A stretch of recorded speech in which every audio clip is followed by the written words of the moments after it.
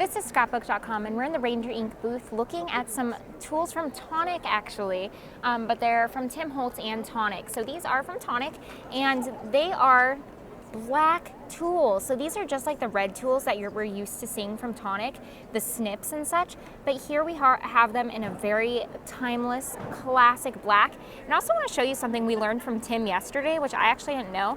All of Tim's scissors with Tonic, look, it squishes there, which means they're comfortable to have on your hands. You're not gonna get any kind of little bumps or red marks from your scissors there. So I just wanna point that out about snips. The same applies for the red ones in general. But we can take a look at all the different tools. We have the mini rotary tool set. That's where you can, a set of them. You can get a rotary perforator and the rotary cutter. We have the paper distressor in that beautiful black and gray. Some spare blades, of course. And we have retractable craft knives, picks, and scratchers, all in that trendy black.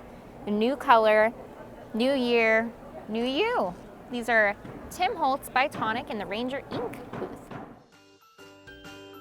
This video was filmed by Scrapbook.com at the 2018 AFCI Creativation event.